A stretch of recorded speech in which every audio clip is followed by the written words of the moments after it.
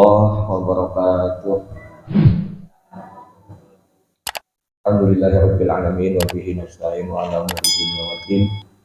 Shalatu wassalamu ala asyrofil anbiya'i wal mursalin sayyidina wa maulana Muhammadin wa ala alihi wa sahbihi ajma'in, amma ba'du. Faqad qala Allah ta'ala fi kitabihil karim, a'udzu billahi minasyaitonir rajim. Bismillahirrahmanirrahim. Ya ayyuhalladzina amanu taqullaha wa kunu ma'as shadiqin. Shadaqallahul adzim. Para bapak, para ibu jamaah, sahabat, teman-teman semuanya, yang sama-sama insyaallah kita senantiasa diberkahi Allah Subhanahu wa taala. Alhamdulillah, kita bersyukur kepada Allah atas nikmat rahmat dan karunia-Nya.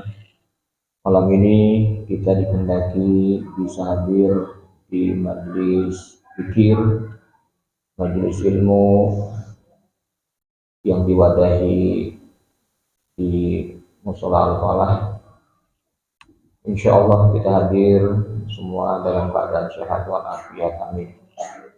Salat dan salam semoga senantiasa Allah aturkan kepada junjungan kita Nabi besar Muhammad sallallahu alaihi wasallam, juga kepada keluarga, para sahabat, para tabi'in, sampai kepada pengikutnya akhir zaman yang senantiasa istiqomah di dalam menjalankan sunnahnya.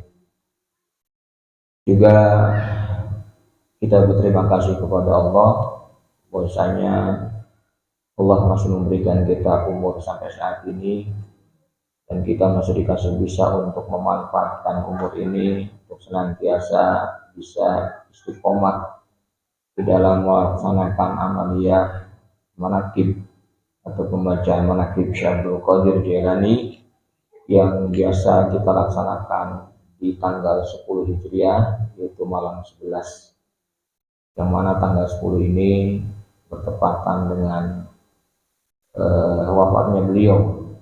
Jadi kalau bulannya itu wafatnya beliau itu Rabiul Awal, Rabiul Tsani. Jadi Rabiul Tsani itu wafatnya beliau di tanggal 10 malam 11.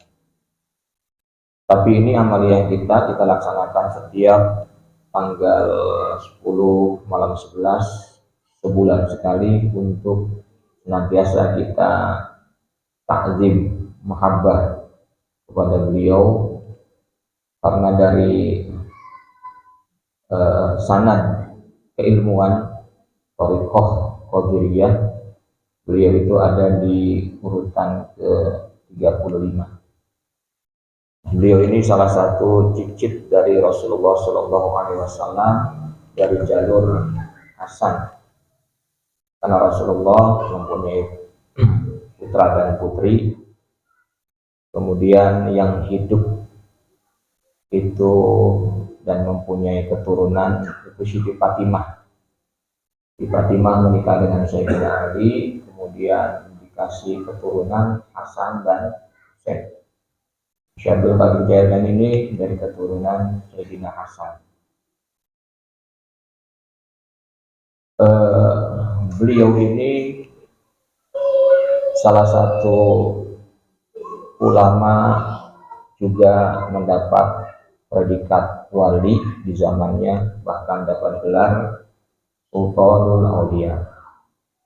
Sultanul Aulia itu pemimpinnya para wali di zamannya, dan beliau berhasil membentuk 54 walian yang kemudian 54 ini diberi nama masing-masing. Ada Nuqoba, ada Nujaba, ada Abdal, ya. Itu nama kewalian yang diberikan oleh beliau dan kemudian dibukukan atau ditulis di kitab manaqib yang kita baca malam ini, yaitu manaqib Nurul Burhan. Sampai sekarang nama beliau senantiasa disebut-sebut baik di pondok pesantren ataupun di kalangan para ulama besar, karena kedekatan beliau dengan Allah itu luar biasa. Sampai-sampai beliau diberikan keistimewaan oleh Allah Subhanahu wa Ta'ala.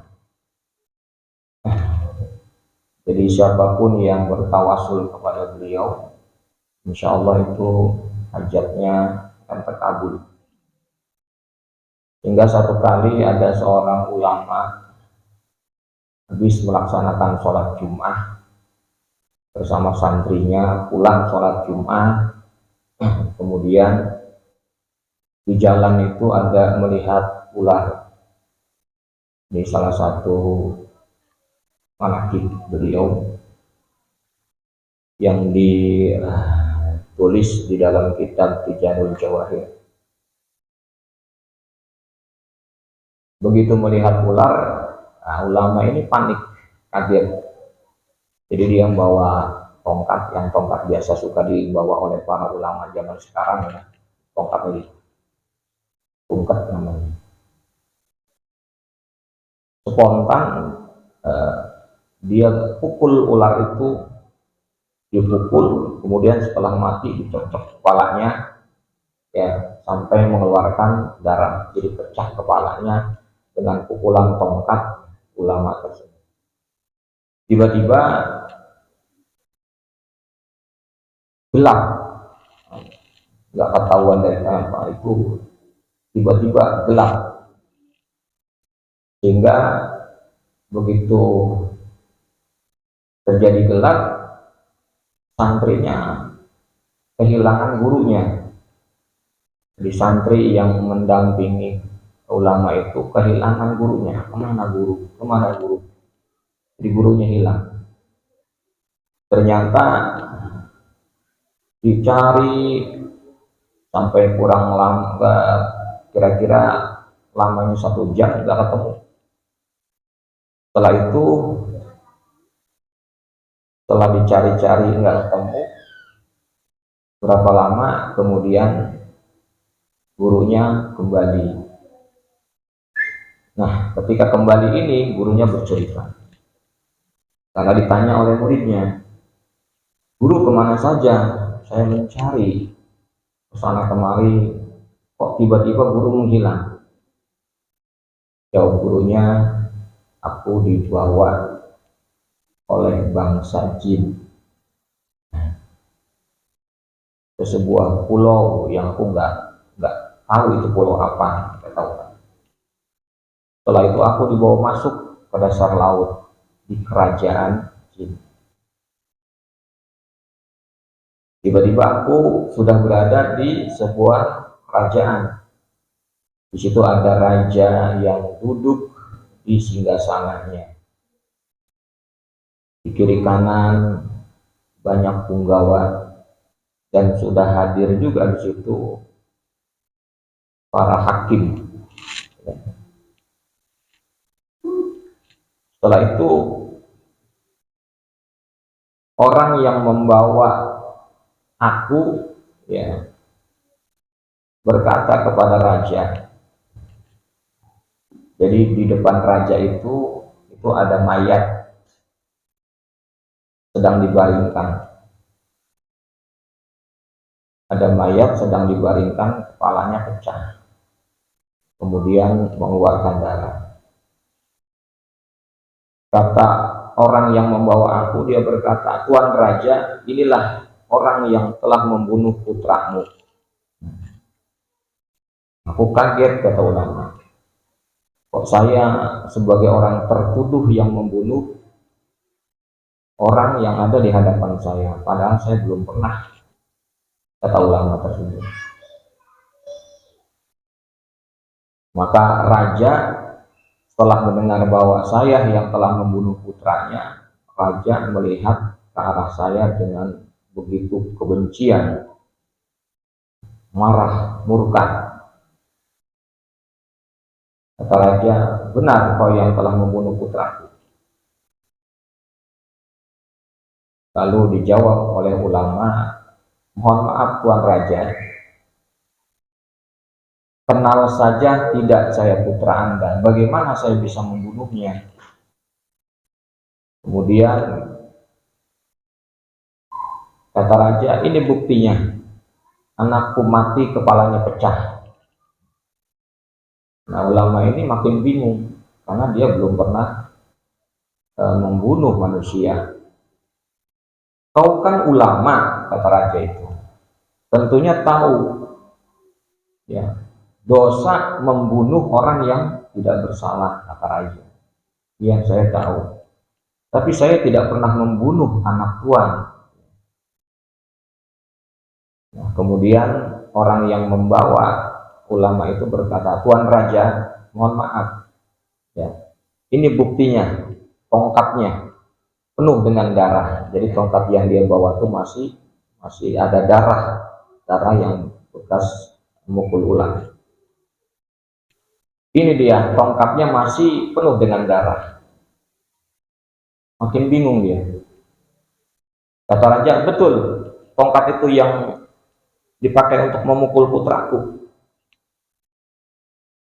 Kata ulama ini bukan putramu yang saya pukul, tapi memang saya memukul ular ya, sampai mati.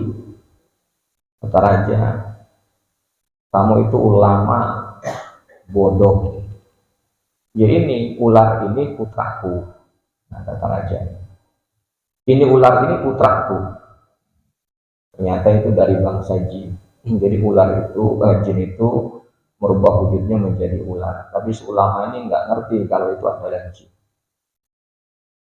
Nah, setelah dia mendengar bahwa ular itu adalah putranya, dia langsung gelap. Artinya udah nggak bisa ngomong. Setelah itu, benar kan kau membunuh ular? Kata raja, ya kalau ular, ya saya membunuh. Maka kata raja, hakim, sekarang terdakwa sudah mengaku, silakan putus hukum. Nah, kata raja. Maka kemudian hakim setelah mendengar pengakuan terdakwa, dia telah membunuh, maka hakim kemudian memutus hukum bahwa orang ini harus dihukum mati. Ulama ini. Nah, setelah kemudian ulama ini dibawa ke Algojo untuk dipancung, dihukum mati, tiba-tiba di dalam hati sebelum Algojo menebaskan pedangnya ke leher ulama ini, dia ngejerit dalam batinnya. Karena ini muridnya Syekh Abdul Qadir Jailani. Batin yang jerit, Tuan Syekh, gitu. Tolong saya Tuan Syekh Abdul Qadir. Maka ketika batin ini menjerit, ketika pedang itu sudah mau ditebaskan ke lehernya, tiba-tiba datang seorang pemuda yang tampan, wajahnya bersinar dan berkata, jangan bunuh murid Syekh Abdul Qadir.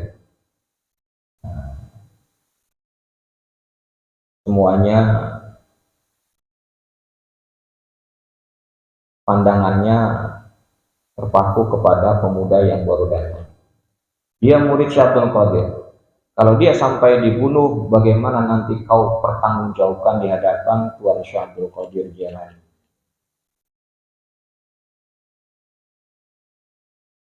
Ini karena sebelum saya terlanjutkan ceritanya, karena Syekh Abdul Qadir ini mempunyai kedudukan dulu di zaman Nabi Sulaiman.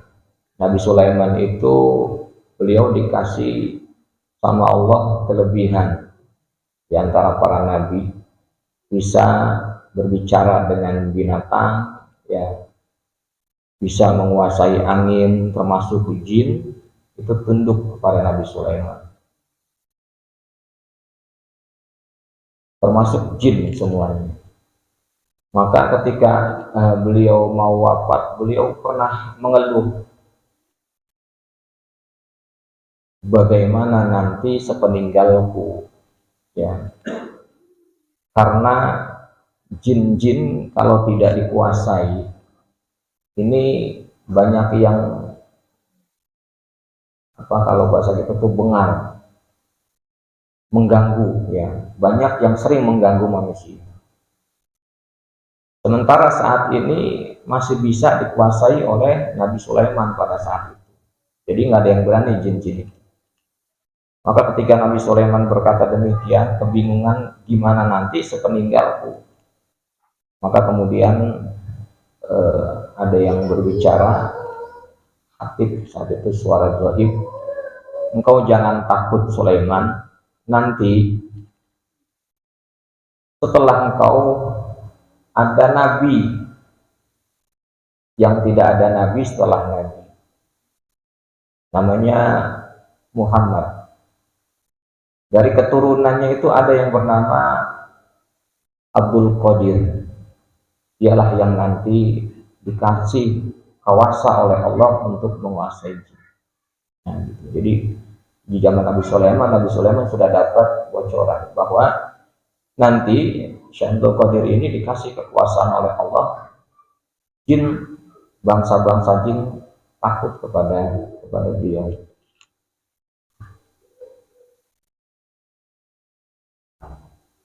Maka setelah itu saya lanjutkan. Ketika pemuda itu berkata bahwa ini adalah murid Syekh Abdul Qadir Jailani, maka kemudian si raja berkata, tunggu, jangan lanjutkan, karena si raja ketakutan juga kalau nanti dia dimintakan bertanggung jawab oleh Syekh Abdul Qadir Jailani. Maka kemudian si pemuda ini berkata, aku pernah mendengar dari Rasulullah Shallallahu Alaihi Wasallam, kalaulah bangsa jin merubah wujudnya menjadi ular, kemudian mengganggu manusia sampai dia dibunuh, ya, maka manusia itu tidak bisa disalahkan. Manusia itu tidak bisa disalahkan. Di situ di kalangan para jin juga ada ulamanya, ada syekhnya.